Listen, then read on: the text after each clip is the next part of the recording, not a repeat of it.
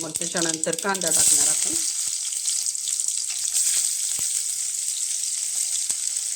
कांदा तळून घेणार.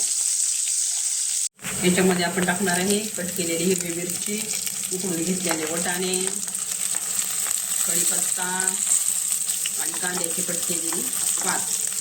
सगळं मिक्स करून घेऊ आपण. आता त्यामध्ये टाकणार आहे आपण कोथिंबीर, लसूण पेस्ट टाकणार. त्याच्यानंतर आपण याच्यामध्ये टाकणार आहे कट केलेले टोमॅटो. सगळं एकदम छानपैकी तळून झाले. आता त्याच्यामध्ये टाकायचं आपण हळद, त्याच्यामध्ये टाकायची कश्मीरी लाल मिरची, त्याच्यामध्ये चवीनुसार मीठ. एकदा मिक्स करून घ्यायचं सगळं. त्याच्यामध्ये टाकणार आहे आपण मॅश केलेले बटाटे. मिक्स करून घेणार आहे आपण. असे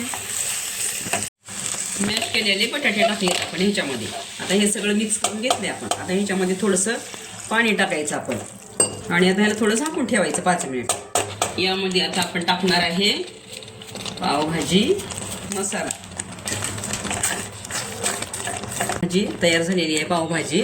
आपण आता ह्याच्यामध्ये थोडंसं बटर मॅश करून टाकू. Wow, very nice. आता ह्याच्यामध्ये थोडीशी आपण चिरलेली कोथिंबीर टाकायची. हे झाली आपली पावभाजी तयार. Very nice, tasty tasty.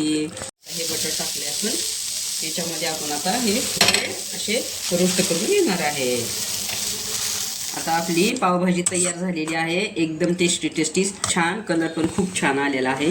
हे बघा, अशीच पावभाजी तुम्ही पण बनवा आणि टेस्ट करा. माझं कुटुंब या चॅनलला लाईक करा, सबस्क्राईब करा. आपली पावभाजी तयार झाली आहे. Bye bye.